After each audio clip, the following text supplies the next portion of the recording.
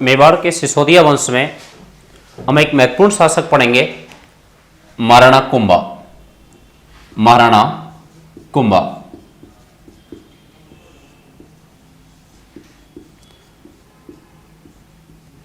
महाराणा कुंभा इन्होंने मेवाड़ पर शासन किया है 1433 से लेकर के 1468 ईस्वी में।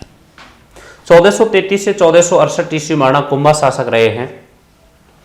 कुंभा इससे पहले वीडियो में हमने देखा था कि मोकल ने शासन किया। मोकल से पूर्व उनके पिता थे राणा लाखा, उन्होंने शासन किया। तो मोकल जो था ये पिता है महाराणा कुंभा का। अब मोकल इन्होंने 1433 तक शासन किया, 1421 से लेकर 1433 ईस्वी में एक मेवाड़ में राणा हम्बीर के पुत्र थे जिनका नाम था खेता। खेता या क्षेत्र सिंह जो थे उनके एक दासी पुत्र थे चाचा व मेरा, दो पुत्र थे। उन्होंने 1433 ईस्वी को चाचा व मेरा इन दोनों ने मिलकर के 1433 ईस्वी में हत्या कर दी महाराणा मोकल की। मोकल की हत्या करके चाचा और मेरा मेवाड़ से भाग जाते हैं और ये चले जाते हैं मालवा। मालवा चले गए और मालवा का शासक था इस समय महमूद खिलजी। महमूद खिलजी प्रथम, मालवा का शासक महमूद खिलजी प्रथम इसकी शरण में चले जाते हैं ये दोनों, चाचा और मेरा, मोकल की हत्या करके। अब ये दोनों इससे मिल जाते हैं महमूद खिलजी से और दोनों मेवाड़ पर आक्रमण की योजना बनाते हैं महाराणा कुंभा पर आक्रमण के लिए। महाराणा कुंभा अवैस्क शासक बना था, लेकिन महाराणा कुंभा ने बड़ी चतुराई से काम लिया। तो महाराणा कुंभा जब शासक बने उस समय मोकल का एक मामा था जिसका नाम था रणमल राठौड़। ये रणमल राठौड़ कुंभा की दादी थी हंसाबाई। हंसाबाई उस हंसाबाई का भाई है और मोकल का मामा है।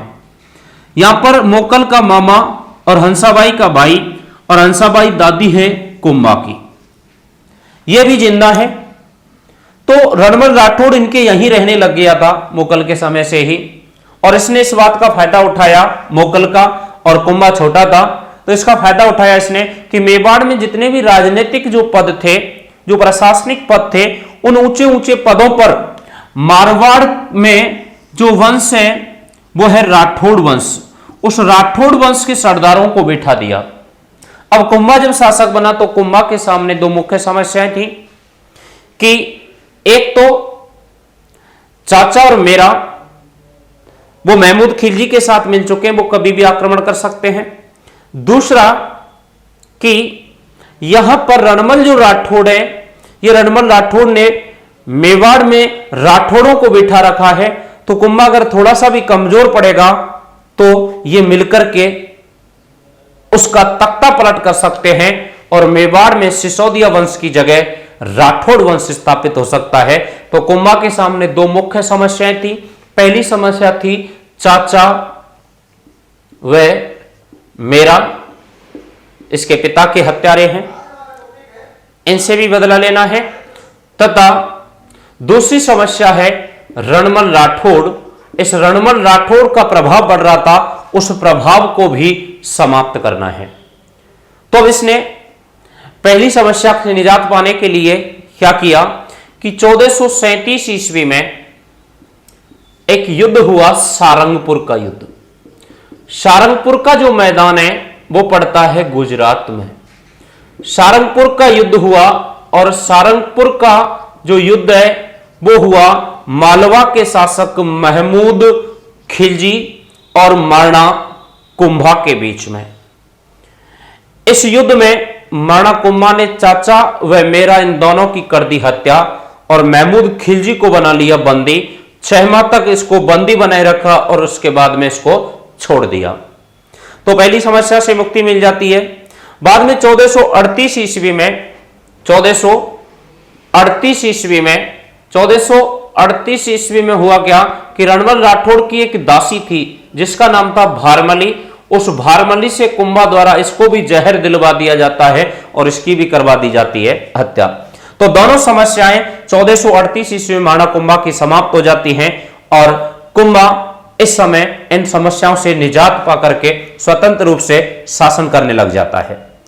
कुंभा की इस सारंगपुर युद्ध में जो विजय हुई थी इसे कहा जाता है मालवा विजय। मालवा विजय यह इसकी प्रथम मालवा विजय मानी जाती है। इसके उपलक्ष्य में महाराणा कुंभा ने चित्तौड़गढ़ जो दुर्ग है उस चित्तौड़गढ़ दुर्ग में विजय स्तंभ का निर्माण करवाया था और विजय जो स्तंभ है उसका निर्माण हुआ है 1440 ईस्वी में। 1440 ईस्वी में विजय स्तंभ बनवाया। मालवा विजय के उपलक्ष्य में महाराणा कुंभा ने इसे विजय स्तंभ को कई नामों से जाना जाता है, जैसे जय स्तंभ है, कीर्ति स्तंभ है। इसके अलावा इसे विक्ट्री टावर कहा जाता है। फर्ग्यूसन ने इसकी तुलना रोम के टार्जन टावर से की है और वर्तमान में यह राजस्थान पुलिस का प्रतीक चिन्ह है। 9 मंजिला भवन है, भगवान विष्णु को समर्पित है और इसे हिंदू प्रशस्ति भी कहा जाता है। तो चित्तौड़गढ़ दुर्ग में विजय स्तंभ, इसमें काफी मूर्तियां हैं इसलिए इसे भारतीय मूर्तिकला का विश्वकोश और मूर्तियों का अजायब घर के नाम से भी जाना जाता है। तो 1440 ईस्वी में विजय स्तंभ का निर्माण करवाया है महाराणा कुंभा ने। महाराणा कुंभा इसको महमूद खिलजी प्रथम को यहां से छोड़ देता है और यह चला जाता है। तो इसके बाद क्या हुआ कि महाराणा कुंभा ने स्थापत्य की तरफ ध्यान दिया और राजस्थान में स्थापत्य कला का जनक माना जाता है महाराणा कुंभा को।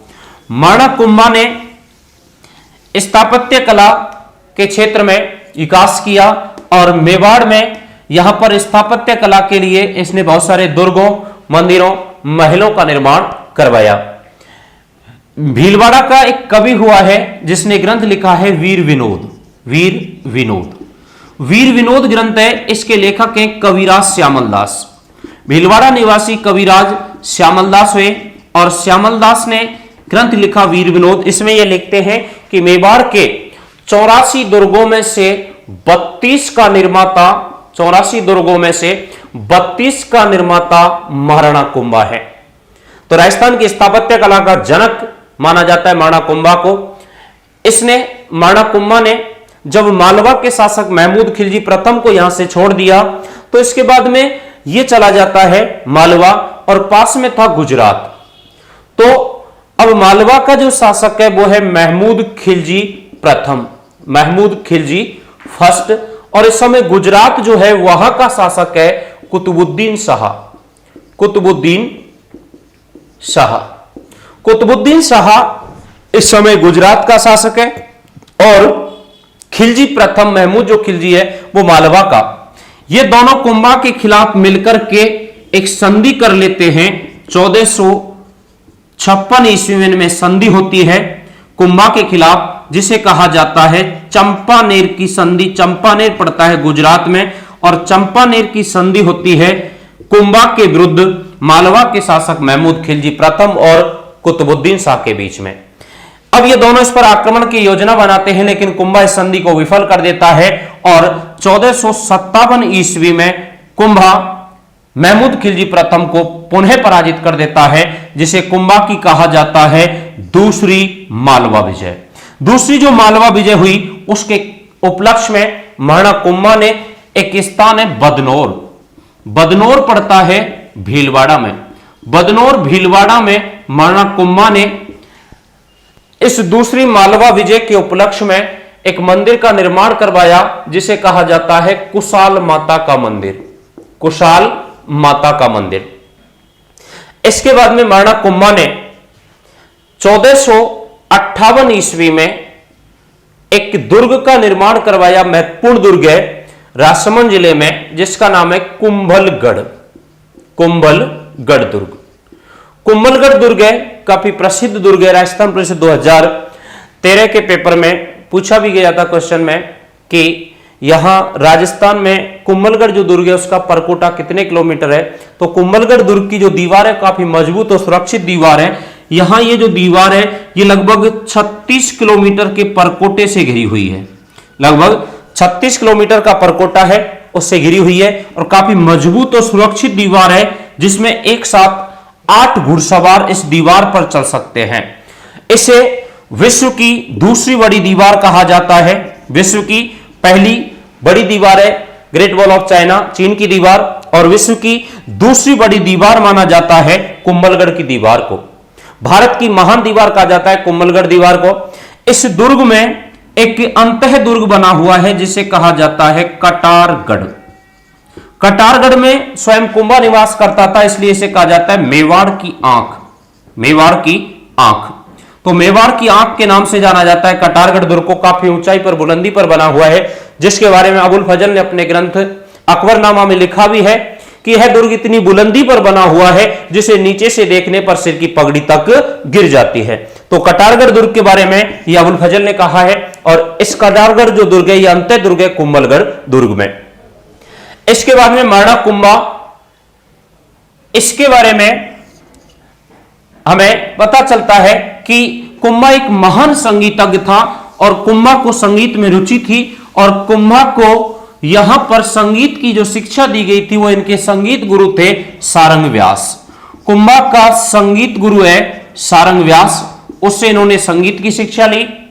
कुंभा को अभिनव भट्टाचार्य के नाम से भी जाना जाता है, महान वीणा वादक माना जाता है मरना कुंभा को, और ये रचनाकार भी था और इसने संगीत से संबंधित शिक्षा भी ली और संगीत से संबंधित इसने ग्रंथों की भी रचना की। कुंभा ने जो ग्रंथ लिखे हैं उनमें प्रसिद्ध ग्रंथ है इसके सूर प्रबंध, संगीत राज, संगीत मीमांसा, संगीत मीमांसा, संगीत राज, संगीत मीमांसा, सूर प्रबंध, रसिक प्रिया, रसिक प्रिया। इसके अलावा नृत्य रत्न कोश, नृत्य रत्न कोश कुंभा के द्वारा रचित ग्रंथ माने जाते हैं। और कुंभा की एक पुत्री थी जिसका नाम था रमाबाई। रमाबाई, इसको भी महान संगीतज्ञ माना जाता है, जिसे वागीश्वरी की उपाधि थी, वागीश्वरी की उपाधि प्राप्त थी। चित्तौड़गढ़ दुर्ग में इसकी चंवरी बनी हुई है जिसे श्रृंगार चंवरी कहा जाता है। तो चित्तौड़गढ़ जो दुर्ग है उसमें जो श्रृंगार चंवरी बनी हुई है वो कुंभा की पुत्री रमाबाई की है। इसके अलावा मेवाड़ में कुंभा ने 1468 ईस्वी तक शासन किया, और 1468 ईस्वी में कुंभा के जो पुत्र थे उनका नाम था उदा।